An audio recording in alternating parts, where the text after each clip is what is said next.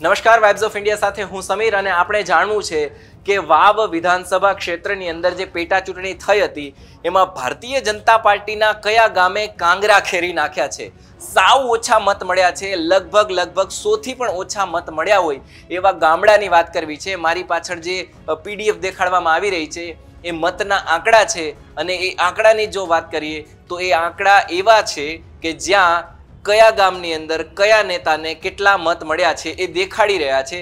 અને વાત કરવી છે ભારતીય જનતા પાર્ટીના ઠાકોર સમાજના ઉમેદવાર સ્વરૂપજી ઠાકોરની, જે ભારતીય જનતા પાર્ટીના ઉમેદવાર હતા, એમને કયા ગામથી કયા બૂથથી 100 થી પણ ઓછા મત મળ્યા છે। તો ફટાફટ આપણે શરૂઆત કરી દઈએ। એક જોરડીયાળી ગામ છે જ્યાં સ્વરૂપજી ઠાકોરને 61 મત જ મળ્યા છે। એના સિવાય જોરડીયાળી 2 છે, ત્યાં પણ 93 મત મળ્યા છે। એના સિવાય આપણે વાત કરીએ દૈયપની, દૈયપ ઢાણી, ત્યાં પણ 20 જ મત મળ્યા છે। ત્યાં માવજીબા ચૌધરીને સારા મત મળ્યા છે, માવજીબા પટેલને સારા મત મળ્યા છે। એના સિવાય તેજપુરા ગામ છે, ત્યાં પણ 89 જેટલા મત જ મળ્યા છે। એના સિવાય બીજા ગામની વાત કરીએ, ચોટીલ કરી અને ગામ છે, ચોટીલ 2, આ બૂથમાંથી જો વાત કરીએ સ્વરૂપજી ઠાકોરને એટલે કે ભારતીય જનતા પાર્ટીને માત્ર 52 મત જ મળ્યા છે। કોડાવા કરી અને જે બૂથ છે એની અંદરથી ભારતીય જનતા પાર્ટીને માત્ર 55 મત જ મળ્યા છે। એના સિવાય જો આપણે જોઈએ તો ઢીમા જે છે, ઢીમા જે ત્યાંનું ફેમસ છે, ઢીમાની અંદર 65 મત જ મળ્યા છે ભારતીય જનતા પાર્ટીને। એના સિવાય આપણે જોઈએ કે ક્યાં ઓછા મત મળ્યા છે, વાવ 5 છે, ત્યાં પણ ભારતીય જનતા પાર્ટીને માત્ર 46 મત મળ્યા છે। એના સિવાય વાવ 8 છે, મતલબ બૂથ કેન્દ્ર, ત્યાં પણ માત્ર 6 જ મત મળ્યા છે અને ત્યાં તો માવજીબા ચૌધરીને, માવજીબા પટેલને એક પણ મત નથી મળ્યો। કયું? વાવ 8 ની જો આપણે વાત કરીએ તો।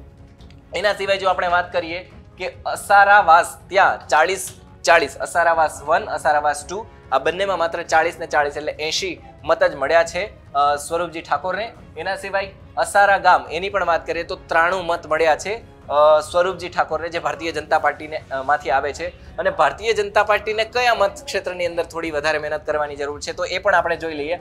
ખીમાણાવાસ છે, ખીમાણાવાસની અંદર માત્ર 65 વોટ જ મળ્યા છે અને આ ક્ષત્રિય બાહુલ્ય જે જાગીરદાર સમાજ છે એ વાળું જ આ ગામ છે કે જ્યાં ભારતીય જનતા પાર્ટીને ઓછા મત મળ્યા છે, એટલે ત્યાં ભારતીય જનતા પાર્ટીને વધુ મહેનત કરવાની જરૂર છે। એના સિવાય ખીમાણાવાસ 3 છે, આ જે બૂથ છે એની અંદર પણ માત્ર 54 મત જ મળ્યા છે।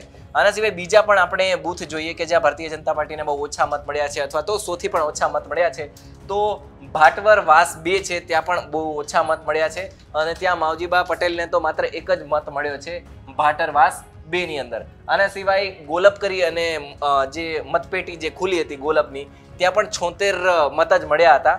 એના સિવાય વાત કરીએ ગોલપ નેસડા 2, એની અંદર પણ માત્ર 57 મત જ મળ્યા છે।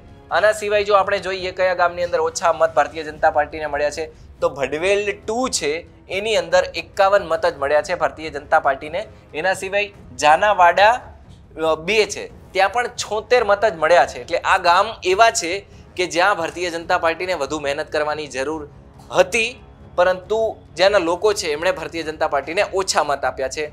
ભારતીય જનતા પાર્ટીને જીત થઈ છે એ એમના માટે સારી વાત છે, પરંતુ અહીંયાથી એમને બહુ જ ઓછા મત મળ્યા છે। આ બૂથ જે એમાંથી મત ખુલ્યા એમાં ભારતીય જનતા પાર્ટીને બહુ ઓછા મત મળ્યા છે।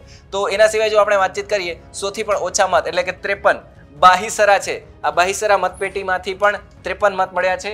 બાકી રામપુરા છે, ત્યાંથી પણ 80 મત મળ્યા છે। એના સિવાય આપણે વાત કરીએ બીજા કયા કયા ગામડા છે, સુઈગામ 2 છે, સુઈગામ 2 માંથી 55 મત મળ્યા છે, માત્ર ને માત્ર 55।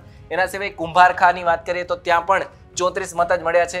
બાકી આપણે જોઈએ રડકા 2 ની અંદર માત્ર ને માત્ર 61 મત જ મળ્યા છે ભારતીય જનતા પાર્ટીને। એના સિવાય નવાપુરા છે, ત્યાં પણ 94 મત મળ્યા છે। અને એના સિવાય જો આપણે વાતચીત કરીએ બીજા કયા ગામ છે તો કેસરગઢ ગામ છે, જ્યાં કેસરગઢમાં 51 મત જ મળ્યા છે। જો કે કેસરગઢની લગભગ જનસંખ્યા ઓછી હશે, એની પાછળનું કારણ એ છે કે 43 કોંગ્રેસને મળ્યા છે, 51 ભારતીય જનતા પાર્ટીને મળ્યા છે અને 11 છે એ માવજી પટેલને મળ્યા છે અને સૌથી વધારે ભારતીય જનતા પાર્ટીને મળ્યા છે। પણ ભાજપને સૌથી ઓછા મત મળ્યા હોય, 100 થી પણ ઓછા, એમાં આ ગામનો સમાવેશ થાય છે। એના સિવાય આપણે જોઈએ બીજા કયા કયા ગામ છે તો બીજા ગામની જો આપણે વાત કરીએ, બહુ અહીંયા સારા સારા મત મળ્યા છે. ભારતીય જનતા પાર્ટીએ કવરઅપ બહુ સારું કર્યું છે અને આ છેલ્લા જ રાઉન્ડ હતા કે જેની અંદર ભારતીય જનતા પાર્ટીનું પ્રદર્શન બહુ સારું રહ્યું છે અને ખૂબ જ વધારે મત છે એ મળ્યા છે. અને 15 રાઉન્ડ પછી જે મત મળ્યા છે આ એના આંકડા તમે જોઈ રહ્યા છો, જ્યાં ભારતીય જનતા પાર્ટીને બહુ જ સારા મત મળ્યા છે. અને લગભગ કેટલા રાઉન્ડ પછી આપણે જોઈ લઈએ, આ અહીંયા અત્યારે જોઈ શકાય છે કે લગભગ આપણે જોઈએ તો 14 રાઉન્ડ પછી એક પણ મતપેટી એવી નથી ખુલી કે જ્યાં ભારતીય જનતા પાર્ટીને 100 થી પણ ઓછા મત છે એ મળ્યા હોય.